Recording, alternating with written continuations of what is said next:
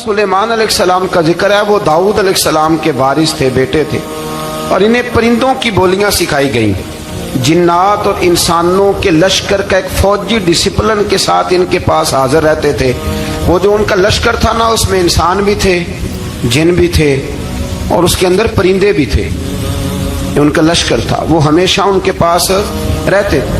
हजरत सुलेमान अलैहिस्सलाम गुजर रहे थे तो एक मकाम से आप गुजरे जहां चींटियां बड़ी कसरत के साथ थी।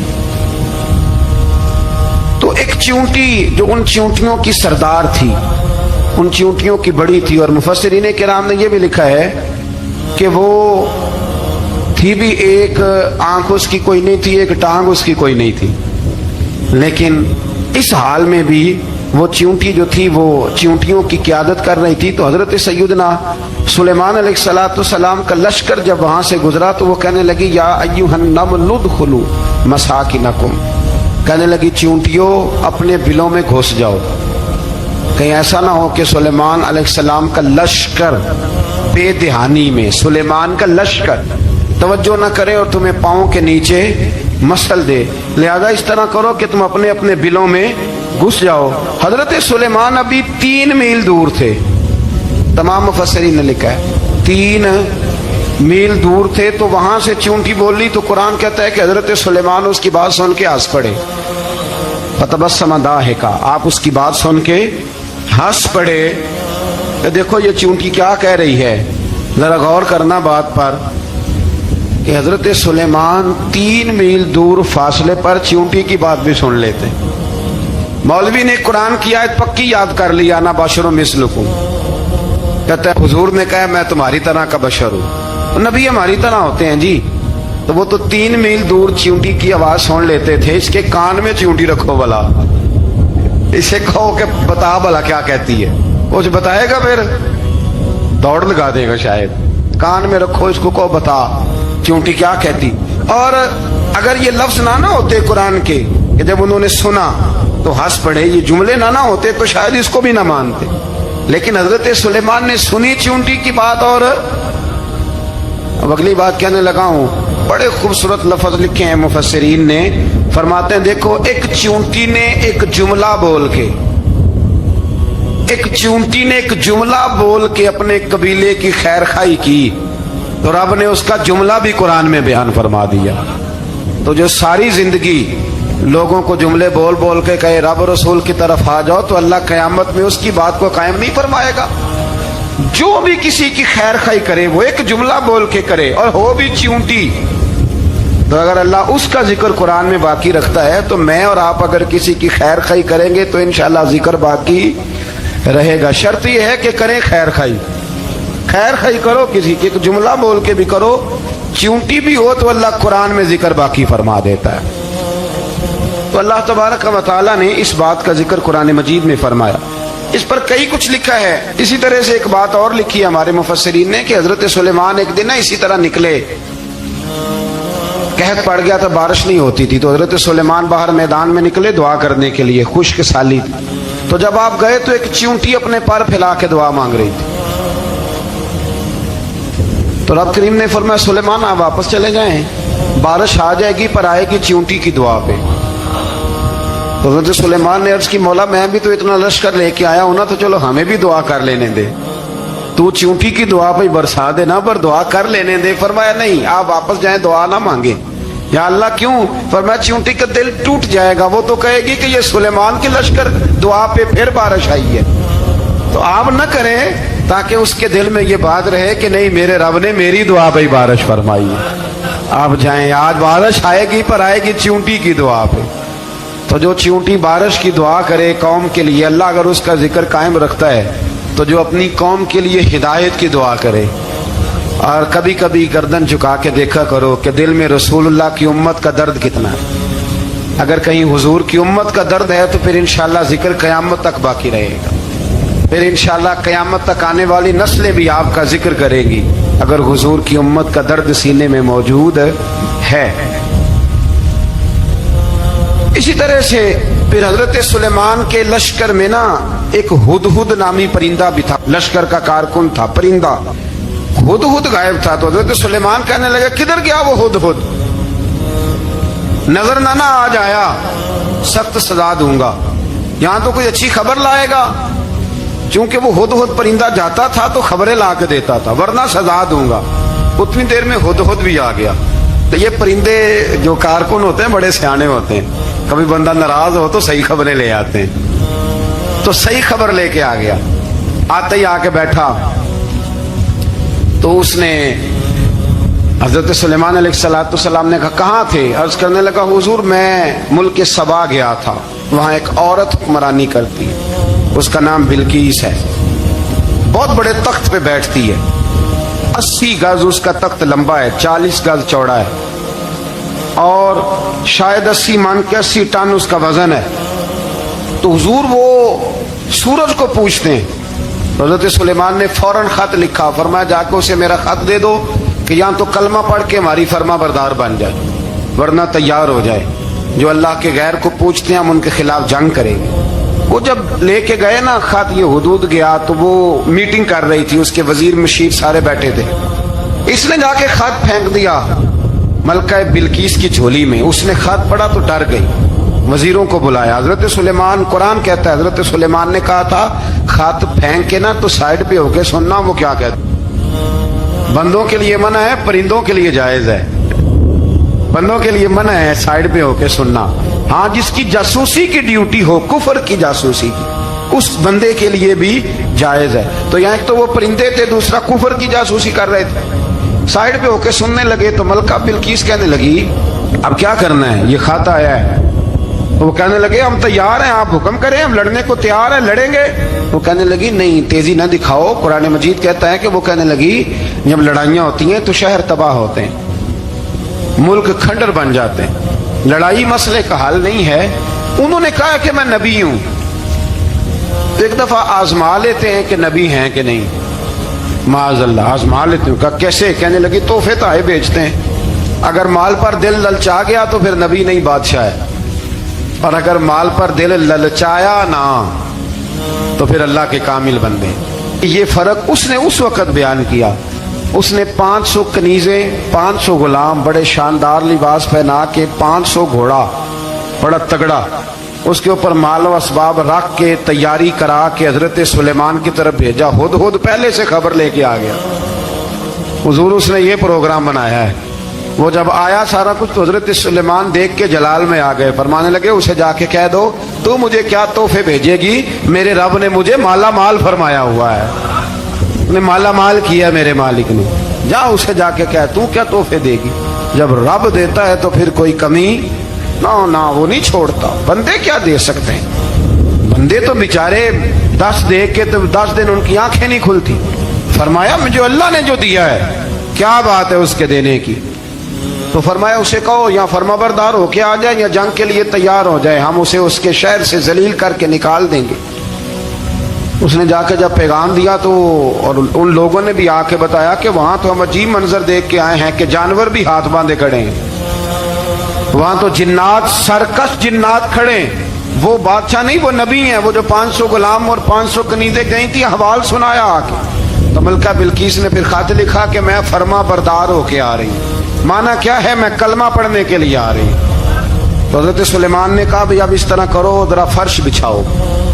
انہوں نے فرش بچھایا اس طرح کا کہ اوپر فرش تھا، نیچے مچھلیاں تیر رہی، لگ رہا تھا دریا ہے. ڈیوٹی لگا دی، جنات نے بچھا دیا.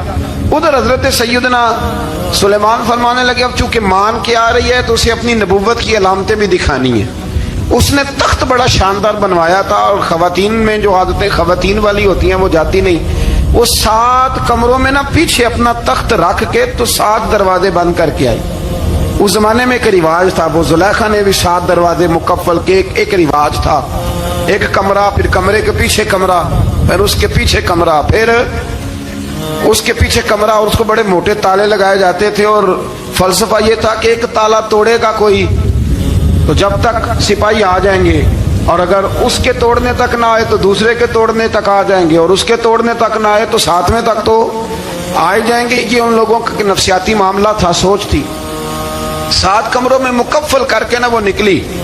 تو حضرت سلیمان علیہ السلام کہنے لگے بھئی مجھے اس کا تخت چاہیے اس کے آنے سے پہلے. اس کے آنے سے اس واقعے کی کیا ضرورت تھی قرآن پاک میں؟ یہ کیا حاجت تھی یہ تخت والی ساری بات قرآن نے کیوں بیان کی؟ پوچھیں آپ اپنے دل سے بھی اور انکار کرنے والے منکرین سے بھی، اس کی کیا ضرورت تھی؟ وہ جو کہتے ہیں جی ولی کی کرامت کی کیا ضرورت ہے، سیدھی سیدھی نماز پڑھو، روزہ رکھو، حج کرو، زکوٰۃ دو، تو پوچھو ان سے ایک سورت نمل کے اندر اس ساری تفصیل کی کیا ضرورت تھی؟ ختم ہو گئی جب وہ کلمہ جو پڑھ رہی ہے، تو پھر اس سارے واقعے کو رب کیوں بیان فرماتا ہے؟ حضرت سیدنا سلیمان فرمانے لگے تخت چاہیے، اور چاہیے اس کے آنے سے پہلے۔ قال عفریت من الجن، جنوں میں سے ایک بہت بڑا جن بولا، کہنے لگا حضور آپ کا یہ تخت برخاست ہونے سے پہلے لے آؤں گا۔ یہ جو آپ میٹنگ کر رہے ہیں نا، یا آپ فیصلے ختم، کچھ نے لکھا صبح سے شام تک میٹنگ ہوتی ہے اور اس کو آنے میں پتہ نہیں کتنے دن لگیں گے، تو میں یہ برخاست ہونے سے پہلے، اور کچھ نے کہا دی آپ شرط کیوں لگاتے ہیں کہ صبح سے شام تک ہوتی؟ اس جن نے کہا دی آپ 10 منٹ میں فارغ ہو جائیں، آپ فارغ ہوں گے تو تخت آ جائے گا۔ مفسرین نے لکھا ہے کہ جب قرآن کہتا ہے کہ اس نے کہا کہ آپ کے فارغ ہونے سے پہلے، اس کا مطلب ہے کہ جب آپ اٹھیں گے یہ جگہ خالی کر دیں گے تو تخت یہاں کیویں ہزاروں میل کا فاصلہ ہے آ جائے گا، پر ہوائی جہاز پہ کارگو کرا کے، جی DHL کے ذریعے کیسے آئے گا؟ وہ آئے گا تو بس آئے گا۔ تو حضرت سلیمان کی تو بادشاہت تھی نا زمانے پہ، فرمانے لگے نہیں نہیں تو لیٹ ہے، تو لیٹ ہے، تو ہمیں جانتا ہی نہیں، اٹ سٹ تے پکھڑا کوار گندل، اسی اور بھی بوٹیاں جاننے ہاں، یہ تو لیٹ ہے، ابھی ہماری طاقت اس سے زیادہ ہے۔ بڑی کمال بات لکھی ہے لکھنے والوں نے۔ ایک مفسر نے لکھا ہے کہ ابھی حضرت سلیمان نے غلاموں سے منگوایا ہے، اپنی بات کوئی نہیں کی، یہ حال ہے ان کے غلاموں کا، تو سردار کا عالم کیا ہوگا؟ حضرت سلیمان کہنے لگے بھی جلدی جائیے۔ قال الذی عنده علم من الکتاب انا آتیک بہ قبل ان یرتد الیک طرفک، تو اٹھا ان میں سے وہ جس کے پاس کتاب میں سے علم تھا، ساری کتاب کا بھی نہیں، علم من الکتاب، کتاب، وہ اٹھے جن کے پاس کتاب میں سے علم تھا، تو وہ اٹھ کے کہنے لگے حضور میں لے آؤں گا، کب؟ آپ کے آنکھ جھپکنے سے، آنکھ جھپکنے سے، بندہ تھا جن تھا، جن کی تو بات مانی نہیں انہوں نے، کیا کہا؟ آنکھ جھپکنے سے، میں آنکھ جھپکنے سے پہلے لے آؤں گا۔ تو حضرت سلیمان کہنے لگے تو ٹھیک ہے چل لا، پھر آنکھ جھپکنے سے بڑے ہی نہیں، پھر غصہ نہیں آتا ان پہ، پھر غصہ نہیں آتا۔ میرے شیخ کامل، مرشد اکمل، شیخ بحر و بار، حضور غوث پاک جیلانی، حضرت غوث اعظم یوں کر کے شاگردوں کو، مریدوں کو سبق پڑھا رہے تھے، پڑھاتے پڑھاتے ہاتھ آگے کیا، اور جب ہاتھ واپس آیا تو بھیگ گیا تھا سارا۔ تو شاگرد کہنے لگے حضور یہ کیا ہے؟ فرمایا تمہیں نہیں سمجھ آئے گی، چھوڑو تمہارے والی بات نہیں، خاصا دی گلامہ آگے نہیں مناسب کرنی، رہنے دو تم۔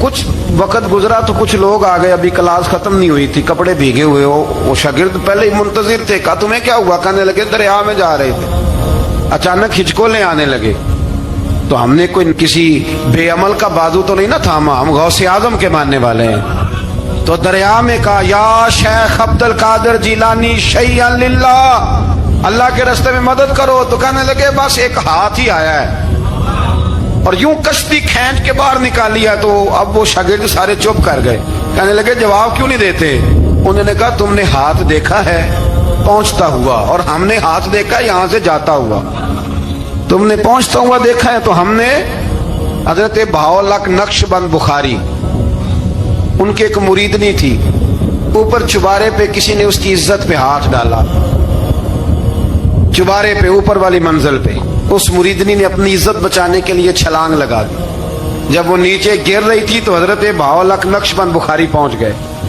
نیچے کوئی ایسا بندوبست کر دیا, کوئی چارپائی بچھا دی, کوئی ایسا جس پہ وہ آ کے آرام سے گری اور بچ گئی.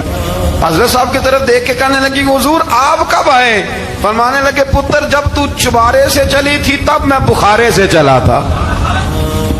جب تو چبارے سے چلی تھی نا تب میں بخارے سے چلا تھا, اور تیرے نیچے آنے تک میں بھی پہنچ گیا ہوں. میں بھی مالی دا کم راکھی کرنا, پل کچے ہون یا پکے, اے پیر مریداں دے سر تے رہندا ہے. اے جھوٹے ہون یا سچے, یہ پکی غلامی کریں یا کچی کریں, پیر کی بھی مجبوری ہوتی ہے. کیا کریں, پیر مریداں دے سر تے ہی رہندا ہے. اے جھوٹے ہون یا سچے, کیا کیا جا سکتا ہے. لیکن نا نافرمان بیٹے کا بھی تو جائیداد میں حصہ ہوتا ہے نا.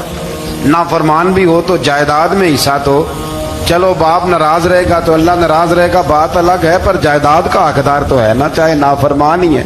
پیر مریداں دے سر تے ہی رہندا ہے. اے جھوٹے ہون یا.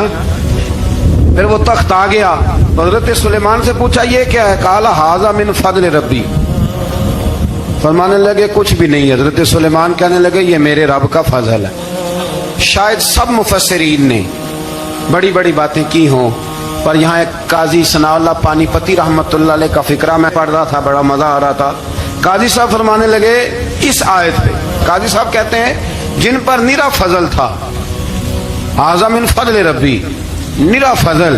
فرمایا ان کی تو اتنی طاقت ہے کہ وہ ہزاروں میل دور سے 80 گز لمبا 80 گز چوڑا تخت آنکھ جھپکنے سے پہلے لے آتے ہیں, اور جن کے بارے میں اللہ فرماتے ہیں بشر المؤمنین بان لہم من اللہ فضلا کبیرا. فرمایا محبوب اپنے غلاموں کو خوشخبری دے دیں, باقیوں پہ نرا فضل تھا, ان پر تو فضل کبیر ہے, ان پر تو بڑا ہی فضل ہے اللہ کا. تو فرمایا جن پر فضل کبیر ہو, ایک نہیں, اس پر میں بڑے دلائل دے سکتا ہوں. کرامات اولیاء پر میں بڑے ہی دلائل دے سکتا ہوں, بڑے. غوث اعظم رضی اللہ تعالیٰ عنہ کے بعد بادشاہ آیا تو کہنے لگا پیر تب مانوں گا جب سیب کھلائیں گے. سیب کا موسم ہی نہیں تھا. تو حضرت صاحب آتے ہی اسے کہنے لگے اب تو میری ولایت کو سیبوں پہ تو نہ تول, تو سیب کھلائے تو ولی یا نہ کھلائے تو ولی کوئی نہیں, یہ تو اب میری ولایت کو سیبوں پہ تو نہ تول. تو حضرت صاحب نے یوں ہاتھ اٹھایا تو اللہ نے 2 سیب عطا فرمائے. تو وہاں جملہ ہے حضور غوث اعظم کا, فرمانے لگے اگر اللہ حضرت مریم سلام اللہ جو بنی اسرائیل کی ولیہ ہیں, ولی ہے نا, وہ نبی تو نہیں نا, عورت نبی نہیں ہو سکتی. فرمایا اگر اللہ انہیں بغیر موسم کے پھل دے سکتا ہے, میں تو محمد عربی کا نوکر ہوں. فرمایا اب نہ 2 سیب آئے تھے, تو وہ کہنے لگا میرے تو دل میں 1 سیب تھا نا, تو حضور غوث اعظم نے نا 1 سیب مجھے دیا, 1 میں نے کھایا تو 1 غوث پاک کھانے لگے. کہتے ہیں میں نے وہ منہ میں رکھا, ذرا ترش تھا, تو میرے چہرے کا وہ رنگ دیکھ کے نا, اثر دیکھ کے کہ تلخی محسوس, تو غوث اعظم کہنے لگے میرے والا کھا. ایک انہوں نے کاٹ کے ٹکڑا دیا, کہتے کھایا تو بڑا میٹھا تھا. تو میں نے کہا حضور آئے تو دونوں ہی غیب سے, تو آپ کے والا میٹھا ہے میرے والا کڑوا ہے. تو آپ فرمانے لگے آئے تو دونوں غیب سے تھے, پر ایک کو ذرا ظالم کے ہاتھ لگ گئے ہیں نا, اس کو تنبیہ بھی کر دی کہ ظلم سے باز آ جا, تنبیہ بھی کر دی. پر میں ہاتھ ظالم کے لگے اس لیے ترش ہو گیا, سیانا بن. 1 نہیں 20 درجنوں, لیکن پتہ نہیں کیوں لوگ اڑ گئے, پتہ نہیں کیوں کڑ کے آ گئے. کرامت اولیاء کے معاملے میں بالکل, ابھی کسی حدیث میں یہ نہیں آیا کہ اس زمانے میں ولی ہوں گے تو اس زمانے میں ولی نہیں ہوں گے. حضور نے فرمایا میری امت کبھی گمراہی پر جمع نہیں ہوگی. اقبال کہتے ہیں اولیاء کیا ہوتے ہیں, اولیاء کیا ہیں, جواسیس القلوب. اقبال کہتا ہے ولی کا بہت بڑا ولی تم نے دیکھنا ہو تو اسے دیکھو جو تیرے دل کا جاسوس ہے. چلو یہ مشکل بات ہے, میں نہیں چھیڑتا, لیکن جو تیرے وہ جاسوسی کرتا ہے, پر کرتا ہے تیرے دل کی, وہ تیرے دل کا جاسوس ہوتا ہے ولی. اور اس پر حضور کی حدیث ہے, فرمایا اس کی فراست قلبی سے ڈر ہی اللہ کے نور سے دیکھتا ہے, ڈر اس کی فراست قلبی سے. اللہ توفیق عطا فرمائے. 12 اس ولی کا نام تھا آصف بن برخیا. آصف بن برخیا جی حضرت سلیمان کے وزیر تھے. وہ آئی ملکہ بلقیس, اور جب وہ آئی نا تو اس نے دیکھا کہ یہ تو آگے سامنے حضرت سلیمان بیٹھے ہیں, اور جو رستہ ہے نا درمیان میں وہ فرش ہے کہ دریا ہے, سمجھ نہیں آ رہی. تو اس نے نا اپنا یوں کر کے اوپر کپڑا اٹھانا شروع کر دیا کہ نیچے پانی ہے. تو حضرت سلیمان کہنے لگے چلتی آ, نیچے کچھ بھی نہیں. उसने पैर रखा, नीचे मछलियां भी तैरती जा रही थी। हजरत सुलेमान अलैहिस्सलाम, आज भी अल्लाह ने तौफीक दिया ना, लोगों ने इस तरह की तामीरात बाद में की हैं, लेकिन इसके मौजिद, इसके पहले बनाने वाले हजरत सुलेमान है, अल्लाह की दी हुई तौफीक से। तो वो मलका आपके पास आई, फिर वो आपकी फर्मा बरदार हो गई। और बाद मुफस्सिरीन ने यह लिखा है कि उसने जब कलमा पढ़ा तो फिर उसका निकाह भी हजरत सुलेमान से हुआ। हजरत सैयदना लुकमान अपने बेटे को नसीहत करते हैं और कुरान मजीद ने सूरह लुकमान के अंदर आपकी उन नसीहतों का जिक्र फरमाया है। अल्लाह करीम ने इरशाद फरमाया कि हजरत लुकमान, उनकी जो बात उन्होंने अपने बेटे के साथ की, फरमाया वला तुसइर खद्दक लिन्नास, ऐ मेरे बेटे लोगों के साथ अपने रुख को ना फेरा कर, गुरूर के साथ अपने लबो लहजे को फेर न लिया कर लोगों की तरफ से। और वला तमशी फिल अर्दी मरहा, और जमीन पर अकड़ अकड़ के न चला कर। तकब्बुर के साथ अपने लबो लहजे को लोगों से फेर न लिया कर, और जमीन पर अकड़ के भी न चला कर। जनाब लुकमान अपने बेटे को नसीहत फरमा रहे हैं और अल्लाह ने उसका जिक्र कुरान मजीद में फरमाया है। इस्लाम हमारी तरबियत करता है हर मौके पर, और हमें असबाक पढ़ाता है जिंदगी सारी गुजारने के लिए। इंसान की बात का दूसरे पर बड़ा असर होता है, लेकिन उसकी बात के साथ साथ उसके लहजे का भी बड़ा असर होता है। खाने का भी बड़ा असर है, लेकिन खाना आप किस बर्तन में रख के दे रहे हैं इसका भी बड़ा असर है। आपने खाना किस तरह सजाया है, किस जगह किसी को बिठाया है, इसका भी बहुत ज्यादा असर है। इस्लाम ये कहता है कि आपका जो लबो लहजा है वो हमेशा अच्छे अखलाक वाला होना चाहिए। लहजे जो होते हैं ना, लहजे, लबो लहजा, वो बड़ी तासीर रखता है, बड़ा असर रखता है। छोटा सा बच्चा होता है, दूध पीता है, अभी नौनिहाल बच्चा है छोटा सा, अभी उसे पता नहीं है कि कौन सी बात का क्या माना है। उसी बच्चे के आपने गाल पे मोहब्बत के साथ हाथ फेरा तो वो हंस देता है, लेकिन अगर आप गुस्से के साथ उसकी गाल पे हाथ लगाते हैं तो वो रो देता है। आप मेरी बात को समझेंगे, अभी उसको लफ्जों के मफाहीम का नहीं पता, मानी से अभी वो आगाह नहीं है, मानी नहीं जानता, पर आपने किस लहजे के साथ उससे प्यार किया ये उसे पता है। ये जो लहजा होता है ना, लहजा, अखलाक आपका, ये बड़ा असर करता है। आपने गुफ्तगू की, लेकिन उस गुफ्तगू में आपका अंदाज क्या था, लबो लहजा क्या था। कुछ लोग कहते हैं मैंने कोई गलत बात की है, बिल्कुल ठीक बात की है भाई, आपकी बात ठीक थी, पर आपका अंदाज ठीक नहीं था। जहां बात ठीक होना जरूरी है ना, वहां अंदाज ठीक होना भी बड़ा ही जरूरी है। आपके लहजे का खूबसूरत होना और आपके लफ्जों का हसीन होना भी बड़ा ही जरूरी है। अगर आप थोड़ा सा मुआशरे में गौर करें तो कुछ लोग ऐसे हैं जो तब नहीं बेचारे दुनिया में आए ही शिकवा करने के लिए, उनके लहजे से ना तुरशुरुई बरसती है, तलखी है। वो जी मैं फलां आदमी के पास गया तो उसने मेरी बात नहीं सुनी, फलां शख्स से मेरी मुलाकात हुई, मैंने वक्त गुजारा पर वो बंदा ठीक नहीं निकला, फलां के साथ मैं आगे बढ़ना चाह रहा था पर मेरे मामला चल नहीं सके। तो भाई आप दूसरों को नापते और तोलते रहे, आपको ये देख लेना चाहिए था कि आपका अंदाजे फिक्र ही कहीं गलत ना हो।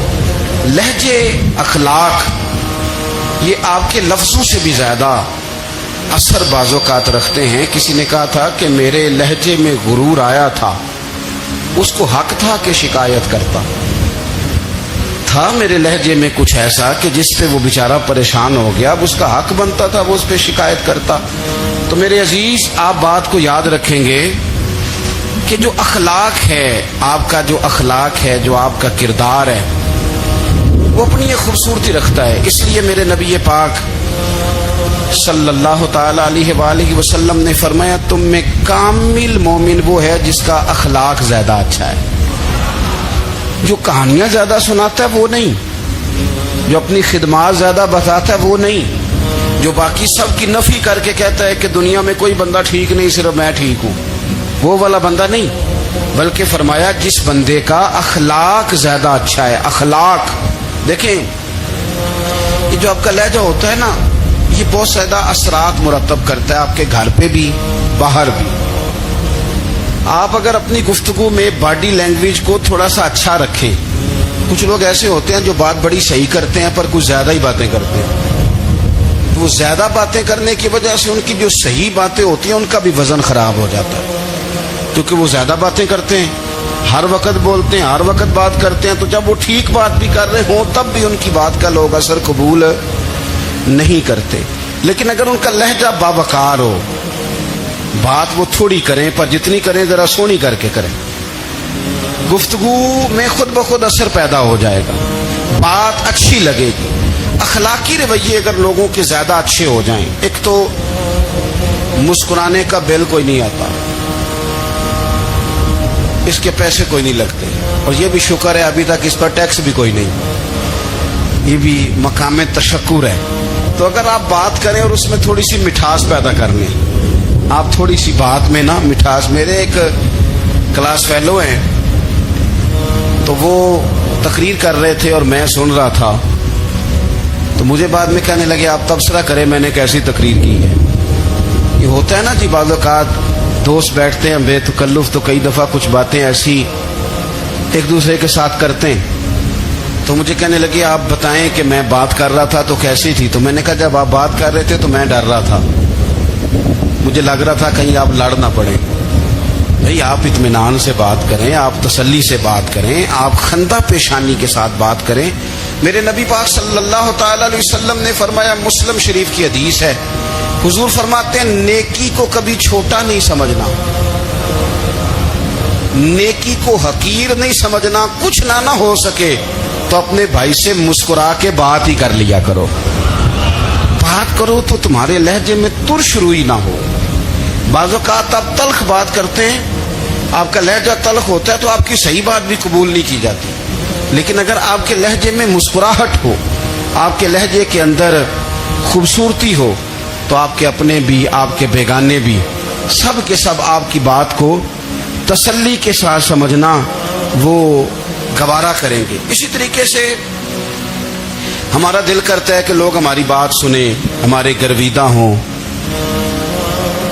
ہم جو پیغام دینا چاہتے ہیں وہ پیغام لوگ اچھے طریقے سے قبول کریں، اس پر لوگوں کی توجہ زیادہ ہو، یہ ہمارا شوق ہوتا ہے۔ اور دنیا میں اب تو فیمس ہونے کا شوق بڑا بڑھ گیا ہے، اب بڑا بڑھ گیا ہے۔ اب تو لوگوں کو نا شاید لوگ مقبولیت اسی کا نام لیتے ہیں کہ میرے اتنے لائکس ہیں، اتنے فالوور ہیں، اتنے سارے لوگ ہیں تو شاید میں بڑا مقبول ہوں۔ یاد رکھنا، قابلیت سے زیادہ قبولیت ضروری ہوتی ہے۔ فالوور کیا کریں گے اگر رب بھی راضی نہ ہوا تو؟ لائکس کیا کریں گے؟ اگر تو قبول ہو جائے تو پھر چلو کسی لائکس کا بھی فائدہ ہے، کسی فالوور کا بھی، اور اگر قبول نہ ہو تو پھر کوئی فائدہ جنوں پریتم اپنا آنکھ ہی نہ وہ اجے سہاگن ہو ہی نہیں۔ تو جب وہ قبول کر لے پھر تو بڑی بات ہے، اور اگر قبولیت نہ ہو تو پھر بڑے بڑے مجمع بھی کوئی فائدہ نہیں دیتے۔ ہماری خواہش ہوتی ہے کہ لوگ ہمیں جانیں، لوگ ہمیں پہچانیں، ہمارا بڑا نام ہو، ہمارا بڑا ذکر ہو، ہمارے بڑے تذکرے ہوں۔ تو میرے نبی پاک صلی اللہ تعالی علیہ وسلم نے ارشاد فرمایا، حضرت ابو ہریرہ رضی اللہ تعالیٰ عنہ روایت کرتے ہیں، حضور فرمانے لگے، تم مال کے ذریعے لوگوں کو اپنا گرویدہ نہیں بنا سکتے، پیسے دے کے لوگوں کو پیچھے نہیں لگا سکتے، کتنے کو دو گے؟ لیکن نا پیسوں سے تو بندے کا لالچ شروع ہو جاتا ہے، ایک دفعہ دیں، پھر دوسری دفعہ دیں، پھر تیسری دفعہ دیں، روز دیں گے تو بندہ راضی ہوگا، اور اگر آپ نے 99 دفعہ دیا، ایک دفعہ نہیں دیا تو وہ ناراض ہو جاتا ہے، تو کتنا کو لالچ پورا کریں گے؟ تو حبیب پاک علیہ الصلوۃ والسلام فرمانے لگے، تم پیسے دے کے لوگوں کو اپنا گرویدہ نہیں کر سکتے، ہاں خندہ پیشانی سے، حسن اخلاق سے ملو گے تو لوگ تمہارے گرویدہ ہو جائیں گے۔ تمہارا اخلاق، تمہاری خندہ پیشانی، تمہارا اچھا کردار یہ لوگوں کو گرویدہ کر سکتا ہے. مال و دولت سے لوگ گرویدہ نہیں ہوتے. تو ہمارا وہ جو روزمرہ کا لوگوں کے ساتھ تعلق ہے، لب و لہجہ ہے، میں نے دیکھا ہے بہت سارے لوگ ایسے ہیں جن کے ساتھ لوگ آنا جانا ملنا بیٹھنا آہستہ آہستہ چھوڑ دیتے ہیں. اور وہ کس لیے چھوڑ دیتے ہیں؟ وہ ان کے رویے کی وجہ سے چھوڑ دیتے ہیں، ان کے انداز فکر کی وجہ سے چھوڑ دیتے ہیں، ان کے شکووں کی وجہ سے چھوڑ دیتے ہیں. مزاج ہوتا ہے نا ہمارا کہ ہمیں شوق ہوتا ہے تعلق زیادہ لوگوں کے ساتھ ہو، اور پھر یہ بھی شرط ہوتی ہے کہ میں جس کے پاس جاؤں وہ مجھے یہی کہے کہ تو میرے ساتھ ہی پیار کر. ایک صاحب مجھ سے کہنے لگے کہ یہ میں محفل کراتا ہوں، آپ بھی تشریف لائیں، اور میں 20 علماء کو بلا چکا ہوں اور بڑے بڑے نامور نام انہوں نے میرے سامنے لیے. میں نے ان سے پوچھا کہ جو نام آپ نے لیے ہیں اور آپ کی تصویریں بھی ساتھ ہیں، میں الحمدللہ تسلیم کر گیا ہوں آپ کی بات کو، لیکن سوال میرا یہ تھا کہ کیا آپ نماز بھی پڑھتے ہیں؟ 21 علماء کو آپ نے بلایا یا 20 کو بلایا اور بڑے بڑوں کو بلایا، اور مجھے بھی آپ دعوت پیش کر رہے ہیں، تو نمازی بھی آپ ہیں، نمازی بھی ہیں. کہنے لگے آپ دعا کریں میں نماز پڑھنا شروع کر دوں. میں نے ان سے کہا خدا کے بندے، اب اگر تو کسی اور کو بتائے گا کہ 20 اتنے بڑے لوگوں سے میرا تعلق کر پڑتا میں نماز بھی نہیں، تو لوگ کیا سوچیں گے کہ 21 مولوی مل کے بھی ایک بندے کو نمازی نہیں بنا سکے. تو آپ اپنے لب و لہجے سے صرف باتوں سے گرویدہ کسی کو کر لیں گے؟ آپ یہ دیکھیں کہ اخلاق کس طرح کا ہے، لہجہ کس طرح کا ہے، آپ کی بات کرنے کا انداز کتنا حسین ہے، اس لفظ کے اندر حسن کتنا زیادہ ہے. نبی پاک صلی اللہ علیہ وسلم بھی تبلیغ فرماتے، ہم بھی تبلیغ کرتے ہیں. میں اور آپ جب تبلیغ کرتے ہیں تو اس تبلیغ کے اندر شکوہ ہوتا ہے اور تنقید ہوتی ہے، اور بعض جگہ میں نے یہ بھی دیکھا ہے کہ طنز ہوتا ہے. طنز، ہم دوسرے کو دین کی دعوت رہے ہیں، لیکن ہمارے لب و لہجے سے طنز اور تش روئی چھلکتی ہے. تو دولت کے پیچھے لگ گیا ہے، تو بالکل جاہل ہے، تو بالکل تیرے خاندان میں سے بھی کوئی نہیں ادھر آتا. آپ طنز کر رہے ہیں، آپ دعوت دین نہیں دے رہے. دعوت دین تو گلدستے میں رکھ کے پیش کی جاتی ہے. اس کی تو ایک خوبصورتی ہے، اس کا تو ایک حسن ہے، اس کی تو اپنی ایک جاذبیت ہے، اس کی اپنی ایک نورانیت ہے. صحابہ کرام علیہم رضوان فرماتے ہیں کہ حضرت سعد بن معاذ رضی اللہ تعالیٰ عنہ کا جنازہ تھا. اللہ کے پیارے محبوب صلی اللہ تعالیٰ علیہ وسلم نے جنازے کی امامت فرمائی، اور جنازے کی امامت کے بعد ابھی نہ قبر کے تیار ہونے میں کچھ ٹائم باقی تھا، تو حضور زمین پہ تشریف فرما ہوئے. لوگ قبر کی تیاری میں ہیں. بعض اوقات ہوتا ہے نا ابھی قبر نہیں تیار ہوئی، تو کہتے ہیں کہ لکڑی کے ساتھ حضور نے زمین کریدنی شروع کر دی، اور دیر تک حضور نے چہرہ نور کو زمین کی طرف جھکائے رکھا، گویا زمین شرف دیدار حاصل کرتی رہی. دیر تک چہرہ نور جھکا رہا زمین کی جانب، حضور نے رخ نور کو پھیر لیا. صحابہ کہتے ہیں کہ ہم نہ بڑے، جب حضور ہمارے قریب ہوتے تھے تو ہمارا خیال ہوتا تھا کہ رحمت کی برکھا ہے، اپنے اپنے حصے کا کرم اڈیل لے اپنے اوپر. فرماتے منتظر تھے کہ حضور کب ہماری طرف رخ انور پھیریں اور ہم کریم سے کوئی بات سن سکیں. ارشاد فرماتے ہیں کہ ہم بڑے شدید منتظر تھے. دیر کے بعد نبی پاک علیہ الصلوۃ والسلام نے چہرہ انور اٹھایا، دیر کے بعد چہرہ انور اٹھایا. یہ دیکھیں تبلیغ ہو رہی ہے، اور جب حضور نے چہرہ انور اٹھایا تو آنکھوں میں آنسو تھے، رو رہے تھے. اور 3 دفعہ حضور نے فرمایا، کیونکہ قبر تیار ہو رہی تھی، 3 دفعہ نبی کریم نے فرمایا لوگو قبر آخرت کی منزلوں میں سے پہلی منزل ہے، اس کی تیاری کر لو، اس کی تیاری کر لو، اس کی تیاری کر لو. 3 دفعہ حضور نے یہ جملے دہرائے. کیوں؟ ایک میں تبلیغ کرتا ہوں اور اس میں نہ درد ہے، نہ رونا ہے، نہ وہ لب و لہجہ ہے. ایک حضور دعوت دے رہے ہیں قبر کی تیاری کی، لیکن اس میں آنسو ہیں، اس میں خاص رغبت ہے غلاموں کے لیے. تو اپنی زندگی کے اندر جو ہمارا انداز تکلم ہے، ہمارا انداز گفتگو ہے، میں کہا کرتا ہوں کہ ہم نا دین کے لیے جب کلام کر رہے ہوتے ہیں تو شدت ہوتی ہے ہمارے جملوں کے اندر.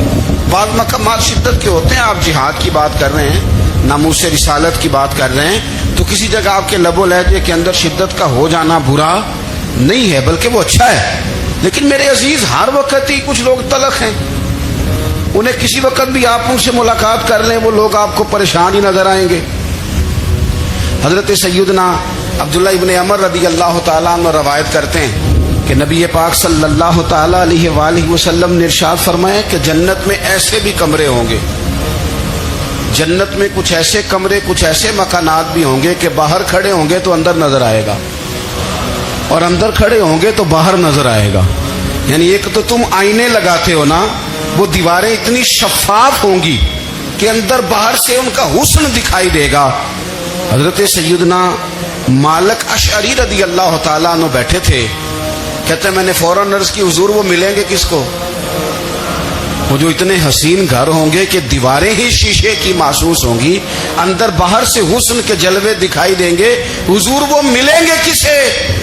تو اللہ کے پیارے محبوب علیہ السلام نے فرمایا وہ اس کو ملیں گے جو گفتگو اچھی کرے گا, جو گفتگو اچھی کرے گا, لب و لہجہ اخلاق والا ہوگا, گفتگو اچھی کرے گا, لوگوں کو کھانا کھلائے گا, اور جب لوگ سو رہے ہوں گے تو وہ اٹھ کے اپنے رب کی عبادت کرے گا. اس شخص کو وہ مکانات ملیں گے جن کی دیواریں آئینے کی مانند ہوں گی, جن کا حسن تازہ ہوگا, جن کو اللہ تبارک و تعالیٰ نے اپنے فضل سے مزین کیا ہوگا, سنوارا ہوگا. ہم اگر تھوڑی سی توجہ کریں نا, کئی دفعہ وقت گزر جاتا ہے, لہجہ نہیں بھولتا, لہجہ یاد رہتا ہے. آپ تو 2 منٹ کے لیے غصے میں تھے نا, تو آپ نے کوئی بات کر دی کسی غریب کو, کسی شخص کو, آپ غصے میں تھے, آپ نے کہہ دیا, اس بیچارے نے سن لیا, لیکن وہ باتیں اسے سونے نہیں دیتی, بار بار یاد آتی.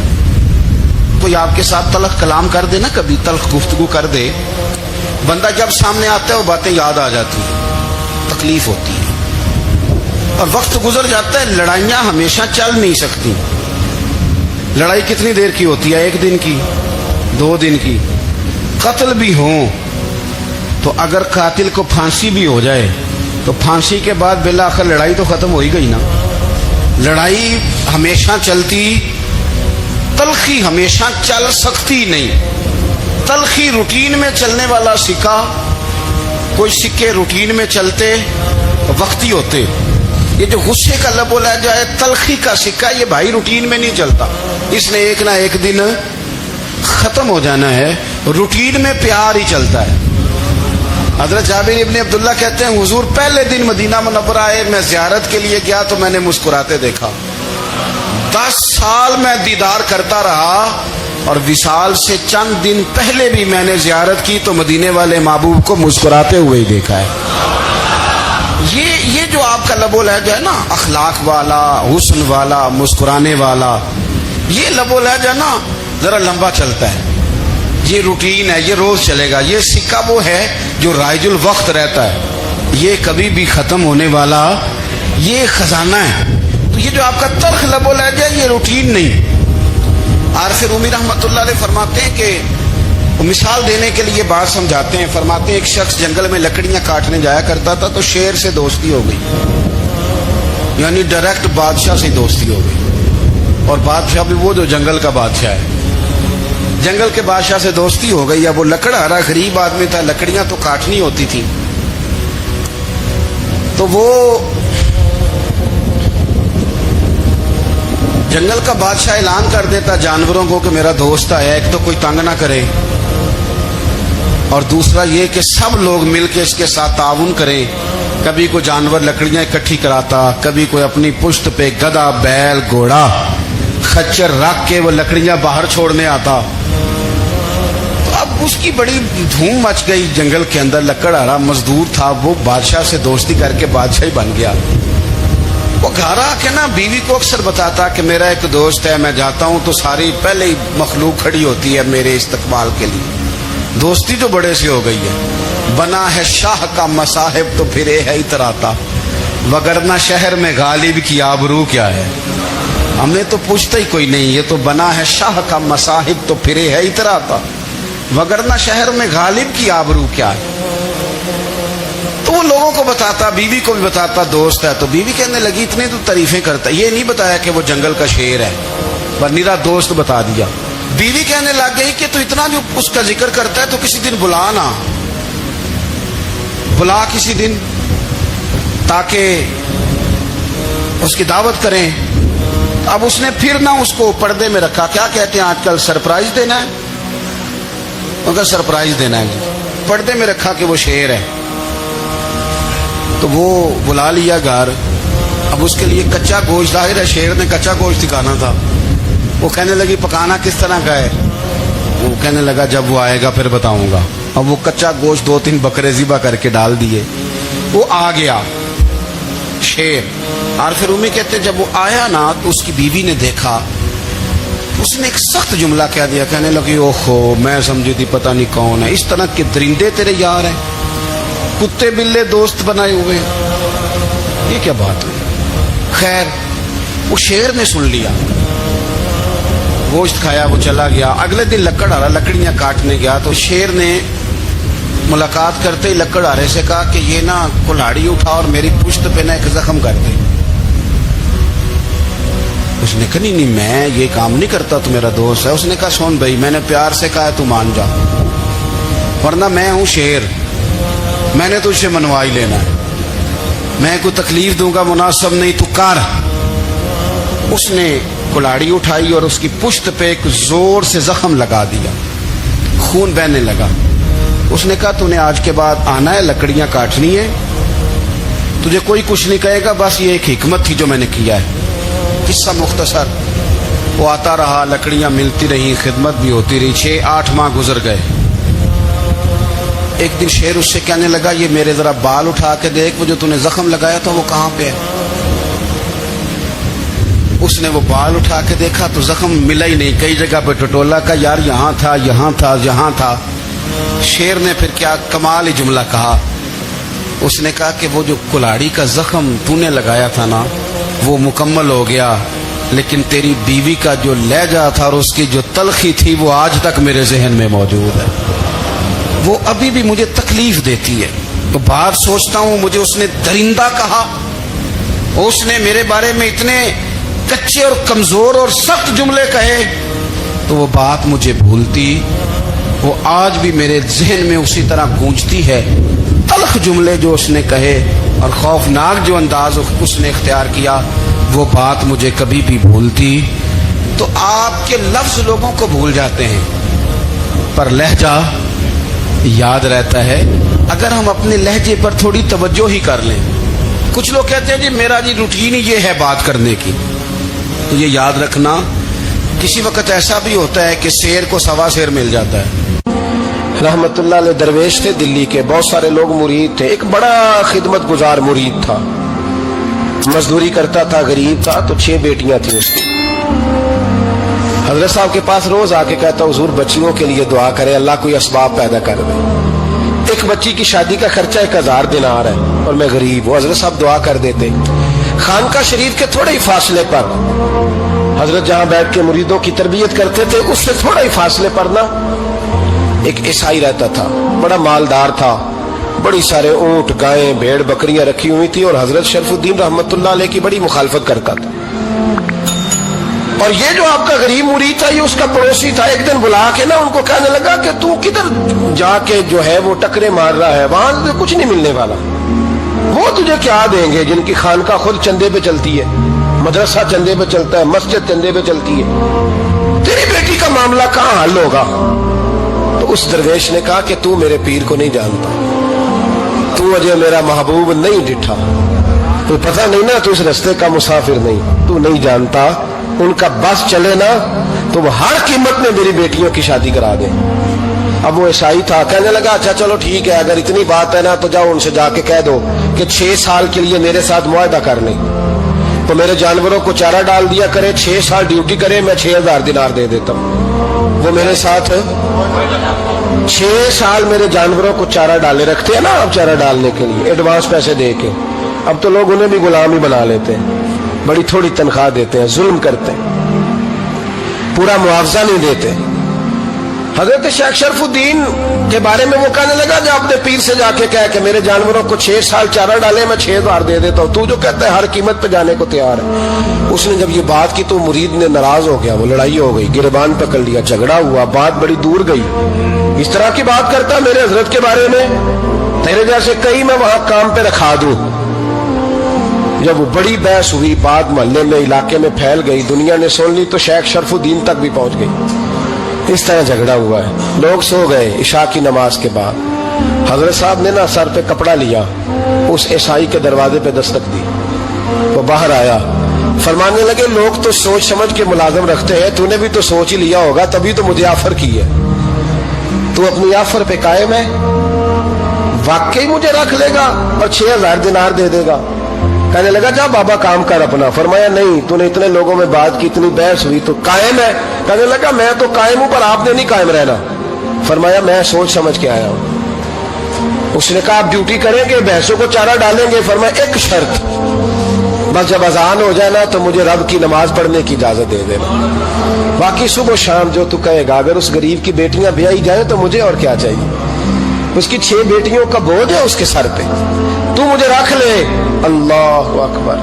वो कहने लगा चले पे मेरे साथ खते बंदगी कर ले। आजकल हम स्टाम्प करते हैं, उस जमाने में खते बंदगी होता था, गुलामी का खत। काजी शहर के पास, यानी उसका ख्याल था कि चलो स्टाम्प की बात करूंगा तो भाग जाएंगे। फरमाया चल मैं तैयार हूं।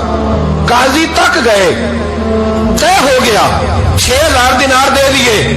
हजरत ने मुरीद को बुलाया, फरमाया पुत्र ये ले जा मेरी बेटियों को रवाना कर दे। कहने लगा हुजूर ये क्या कर रहे हो आप, कुछ सोचे? फरमाया यार जब तुझे बेटा बना लिया तो फिर मेरी पोतियां तो लगती हैं ना, मेरा हक तो बनता है ना। जा जाके ड्यूटी कर, उनको ब्याह दे। बात फैल गई। बादशाह भी अकीदतमंद था, वो 12000 दिनार लेके पहुंचा। क्या बताऊं इन रब के बंदों का दिल कैसा होता है, क्या दर्द होता है, क्या रंग। 12000 दिनार लेके बादशाह आया और आके हजरत को पेश किए का हुजूर आप दें इस ईसाई को डबल दें और जाए काम करें। आप फरमाने लगे तू पैसे दे, शर्तें ना लगा, मेरा जहां दिल करेगा मैं खर्च करूंगा। अभी तो लुत्फ आ रहा है, अभी तो जायका आया है कुछ करने का, पैसे देने हैं तो दे, पाबंदी ना लगा, जहां मेरा दिल करेगा मैं। उसने कहा हुजूर ठीक है रख ले। हजरत ने फजर मस्जिद में पढ़ी, जेब में 12000 दिनार थे। ऐलान फरमाया भी किसी और की बेटी भी बैठी है तो पैसे मेरे पास है। वो 12000 दिनार भी बांट दिया और 12000 दिनार बांट के ना तो फिर चले गए खेत में चारा काटने। उस ईसाई को किसी ने बतलाया कि उनके पास तो 12000 आया है पर तुझसे जान नहीं छुड़ाई उन्होंने। वादा ये हुआ था कि 6 देंगे तो जाएंगे, जब तक देंगे नहीं तेरे घर में काम करेंगे। वो ना चारा काट रहे थे, हजरत साहब तो वहां पहुंच गया, दूर जाके खड़ा हो गया। कहने लगा बाबा पहले तो मैंने मुसलमानों के इखलाक सुने थे, अब तो मैंने देख भी लिए, पर ये बता जब 12000 आया था जान क्यों नहीं छुड़ाई? तो हजरत चारा काटते काटते रो पड़े। फरमाने लगे तू नहीं ना जानता, ये बेटियां सांझी होती हैं, पता नहीं ना। मेरे रसूल पाक ने तो हातम ताई की बेटी के सर पे कपड़ा रख के कहा था बेटियां बराबर होती हैं। तो ये नहीं पता जब उसकी 6 बेटियों की शादी हुई है, अब मेरे अंदर रूहानियत कितनी बड़ी है। फरमाया फिर 12000 आया है तो 2-4 बच्चियां फिर गई हैं, तो ये नहीं पता मैं अंदर से राजी कितना हूं, मैं तेरी नौकरी करता रहूंगा, पता नहीं अल्लाह कितनी बेटियों को ब्याह देगा। इतना रोया वो ईसाई के पैरों में बैठ गया। कहने लगा बाबा मैंने तेरी मुखालफत की है पर तेरे करीब आके पता चला है ये तो बहुत ऊंचे इखलाक का मालिक है, और अगर तेरा ये मकाम है तो तुझे इखलाक सिखाने वाले मोहम्मद अरबी की शान कितनी होगी। जालिम की बोलिए जाते नहीं लोग झूठे गवाह बन के। वकील साहब को नहीं पता होता कि ये बंदा मुजरिम है जो मेरे पास आया, क्या मुजरिमों के वकील नहीं होते? बोले तो उसको पता नहीं होता वकील साहब को कि ये साहब मुजरिम है, मेरे पास मुकदमा लेके आए। और अगर बेअदबी ना हो जाए तो मेरा ख्याल है काजी अदालत को भी पता होता है कि मुजरिम कौन है और मजलूम। मेरे नबी पाक सल्लल्लाहु अलैहि वसल्लम ने इस कदर ज्यादा सख्ती फरमाई इस मसले में। फरमाया जिसको पता था कि फला आदमी जालिम है, जुल्म कर रहा, پھر وہ ظالم کا گواہ بنا یا اس نے ظالم کی مدد کی؟ کتنی کی؟ شارحین لکھتے ہیں چاہے اس نے ایک جملہ بول کے کی، چاہے ایک، سارے بولیے، چاہے ایک غریب کو اس نے ظلم کیا تو کہتے ہیں علاج یہ سی، چاہے ایک جملہ بول کے کی، شارحین اس حدیث کی شرح میں لکھتے ہیں ایک جملہ بول کے چاہے مدد کی، جس بندے نے کسی ظالم کی مدد کی کسی مقدمے میں یا کسی صورت میں اور اسے پتا تھا یہ ظالم ہے، میرے نبی پاک صلی اللہ تعالی علیہ وسلم فرماتے ہیں اگر اس نے مدد کی، ابھی ظالم کی بات نہیں ہو رہی، ظالم کے مددگار کی بات ہو رہی، اگر کسی نے ظالم کی مدد کی تو حضور فرماتے ہیں خدا بھی اس سے بری و ذمہ ہے، رسول بھی اس سے بری و ذمہ ہے۔ سنبھال کے رکھے اپنی نمازیں، قربانیاں، حج، زکوٰۃ سنبھال کے رکھے۔ اگر ظالموں کا مددگار ہے، الیکشن آ لینے دے، آپ کو نظر آ جائے گا کون کون ظالموں کا مددگار ہے، نظر آ جائے گا۔ اپنی جیب سے لوگ پیسے دے کے ظالموں کی مدد کریں گے، ان کے فلیکس چھپوائیں گے، بورڈ لگوائیں گے، جیبوں سے پیسے دے گے۔ ہم نے خود آگ لگائی ہے چمن میں اپنے، بے سبب گردش ایام کو الزام نہ دو، ہم نے خود نور کا ظلمت سے کیا ہے سودا، کر کے توہین سحر شام کو الزام نہ دو۔ ظالموں کے مددگار میدان میں آ گئے، یہ چھوٹا لفظ نہیں، میرے حبیب پاک صلی اللہ علیہ وسلم نے فرمایا جو ظالم کا مددگار ہے سن لے جو سجن کے ساتھ کچہری جاتا ہے، وہ یاد رکھے جو دوست کا گواہ بنتا ہے، وہ یاد رکھے جو کہتا ہے میں مانگی گیا تھا، مجھے بلایا گیا تھا قبضہ چھڑانے کے لیے کسی غریب بیوہ کی جائیداد پہ، کب وہ سن لے تو مدد کر کے نہیں آیا، تو خدا کے ذمے سے نکل گیا۔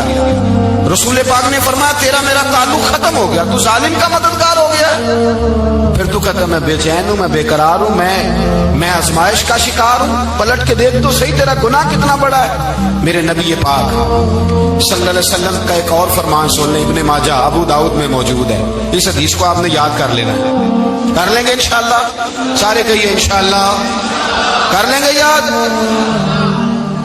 حضور صلی اللہ علیہ وسلم نے فرمایا اگر تو ظالم کی مدد کرے گا نا، یہ لفظ دل کی تختی پہ لکھ لینا، یہ مکافات عمل ہے، مکافات عمل دنیا، ادھر کرو گے تو ادھر بھرو گے۔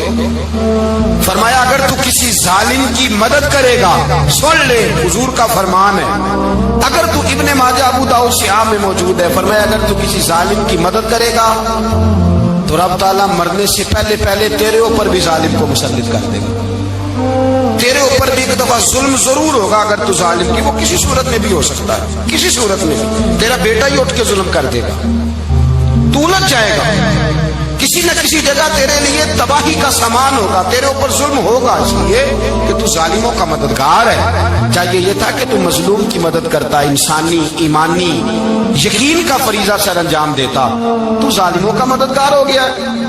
ٹٹول کے دیکھ لیں، رزلٹ نکال کے دیکھ لیں، ہمارے زمانے میں ظالموں کے مددگار زیادہ ہیں، اتنی لمبی زبانیں نکال کے ظالموں کی مدد کرتے ہیں، بڑے بڑے کالم نویس اللہ نے انہیں قدرت دی لکھنے کی، تو اپنا قلم ظالموں کی مدد میں خرچ کرتے ہیں۔ وہ لوگ جن کو اللہ تبارک و تعالیٰ نے قدرت دی، ہمت دی، طاقت دی، کچھ لوگ ان کے حلقہ احباب میں وہ اپنے لوگوں کو استعمال کر کے ظالموں کی مدد کرتے ہیں، ظالموں کی مدد کرتے ہیں۔ میرے نبی کریم سید عالم نور مجسم صلی اللہ علیہ وسلم نے فرمایا اگر تو نے ظالم کی مدد کی تو جب تک تو توبہ نہیں کرے گا رب تجھ سے ناراض ہی رہے گا، اللہ تجھ سے، او بھائی جس سے رب بھی ناراض ہو گیا، نہ کھانا نہ پینا نہ سونا نہ جاگنا نہ نیند، پھر تیری ہر چیز تیرے لیے آزمائش ہو جائے گی، پھر تیرا سایہ بھی تیرے لیے خوف کا سامان بنے گا، پھر زندگی جیتی جاگتی لاش بن جائے گی، تو اپنے کندھوں پر اپنی میت اٹھائے پھرے گا جب تو ظالم کا مددگار ہوگا۔ اور نبی پاک صلی اللہ علیہ وسلم نے فرمایا ظالموں کا مددگار بھی ظالم ہوتا ہے، ظالموں کا مددگار بھی، سارے بولے ظالموں کا مددگار بھی نہیں، کو نہیں، آپ سارے نہیں بولے، ایک دفعہ بولے ظالموں کا مددگار بھی، پکی بات ہے، ظالموں کا مددگار بھی۔ اللہ اکبر، جس کا یارانہ ہو، جس کا دوستانہ ہو، جو کہے میں نے نا اس کو اوکھے ویلے کے لیے ظالم کو یاد رکھا ہوا ہے، کبھی مشکل میں رکھے نہیں ہوئے لوگوں نے ظالم دوست، کہتے میں نے رکھے ہوئے ہیں، بلکہ ہمارے دیہات میں تو کہتے ہیں میں نے بازو بنائے ہوئے ہیں۔ کس کو بازو بنا لیا؟ ظالم بھی کبھی بازو ہوتا ہے، جو ظلم کی تلوار لیے میدان میں کھڑا ہے۔ قارون، حامان، فرعون، نمرود کا حال نہیں لوگوں نے دیکھا؟ اپنے زمانے میں آپ نے کتنے لوگ نہیں دیکھے جن کے سائے سے آواز سے لوگ کانپتے تھے، پھر پولیس کی گاڑیوں میں وہ اس طرح مردہ پڑے کہ دنیا نے تماشا دیکھا ان کا. یہ رنگ ہم نے دیکھے نہیں اپنے آنکھوں سے. فرمایا ظالم کا مددگار بھی، جو کار میں بٹھا کے لے کے گیا وہ بھی ظالم، جس نے چائے پلائی وہ بھی، جس شخص نے کھانا کھلایا وہ بھی، جو کچہری تک ساتھ گیا وہ بھی، جس نے فلیکس کے نیچے بڑے شرابی کے نیچے چھوٹی اپنی فوٹو لگائی وہ بھی، جو ووٹ کی پرچی ڈالنے گیا وہ بھی. کہہ دینا بات نکل کے کہ حضرت صاحب نے سیاسی تقریر کی ہے، کہہ دینا، پر بات تو سچی ہے نا. خو کرے ہم تو سے تھوڑا سا گلا بھی سن لے، خو کرے ہم تو سے تھوڑا سا بھی گلا. امام مالک کے پاس ایک بندہ آیا، اس نے کہا حضور میں درزی ہوں، ایک ظالم بادشاہ مجھ سے کپڑے سلواتا ہے، میں تو ظالموں کا مددگار نہیں نا. ایک ظالم بادشاہ مجھ سے، حضور میں تو مددگار نہیں نا ظالموں کا. جو فرمایا ظالموں کا مددگار بھی ظالم ہوتا ہے، تو کپڑے لے کے آتا ہے میں سی کے دے دیتا ہوں، ذمہ داری نہیں. ایک آدمی دکاندار ہے، اس سے کوئی بندہ چیز خریدنے آئے گا تو تھوڑی کہے گا میں نے نہیں دینی، تو دے گا. کوئی بندہ اگر کسی شخص سے کوئی کام کہتا ہے جو اس کی فیلڈ ہے، اس کا شعبہ ہے، اس کا معاش کا وہ سلسلہ ہے، کہتے ہیں یا رسول اللہ صلی اللہ علیہ وسلم ظالموں کا مددگار بھی ظالم، حضور نے فرما دیا. تو امام مالک سے بندے نے مسئلہ پوچھا، دل کی تختی پہ لکھنے والی باتیں ہیں. کہا حضور میں درزی ہوں، ظالم کپڑے سلواتے ہیں، میں تو مددگار نہیں نا. امام صاحب کہنے لگے نہیں، مددگار تو وہ ہوگا جو تجھے سوئی دھاگا فراہم کرے گا. تو پورے کپڑے سی کے دیتا ہے، تو خود بہت بڑا ظالم ہے. تو پورے سوٹ سی کے دیتا ہے، تو بہت بڑا ظالم خود ہے. مددگار تو وہ ہوگا جو تجھے دھاگا دے گا، جو تجھے بٹن دے گا، جو تجھے نلکی دے گا. جو ظالم سے اتنی نفرت ظلم کر کے بندہ ہے. یہاں تو ہمارے زمانے میں ہیرو بن جاتے ہیں لوگ، ظالم ہیرو ہے، لوگ اس سے ڈرتے پھرتے ہیں، گھومتے پھرتے ہیں، اور بہت سارے کم مزاج لوگ اس کے پیچھے ہاتھ باندھ کے پھرتے ہیں. ظالموں کی مدد کرنا، ظالموں کے ساتھ رہنا، یہ ظلم ہے، ظلم، یہ زیادتی ہے. میرے نبی پاک صلی اللہ تعالی علیہ وآلہ وسلم نے ارشاد فرمایا، یاد رکھو رب فرماتا ہے میں مظلوم کی مدد ضرور کروں گا، چاہے جلدی کروں چاہے دیر سے کروں، میں مظلوم کی مدد. اور حضور صلی اللہ علیہ وسلم نے فرمایا ہے، حضرت معاذ بن جبل کہتے ہیں حضور نے مجھے یمن کا گورنر بنایا. جب میں جانے لگا نا تو حضور نے بڑی نصیحتیں کی، بخاری میں موجود ہے. فرماتے ہیں جب میں پلٹنے لگا تو میرے رسول نے فرمایا معاذ ایک منٹ ٹھہر جا، ایک بات میری یاد رکھنا، اس کو نہ بھولنا. کہا حضور کیا؟ فرمایا دیکھنا کسی پہ ظلم نہ کر بیٹھنا، کہیں تجھ سے زیادتی نہ ہو جائے. محبوبہ پھر حضور نے فرمایا سن میرے معاذ، میں تجھے گورنر بنا رہا ہوں، زیادتی نہ کر بیٹھنا. یا رسول اللہ صلی اللہ علیہ وسلم کیا ہوتا ہے؟ تو میرے کریم نے فرمایا جب مظلوم دعا کے لیے ہاتھ اٹھاتا ہے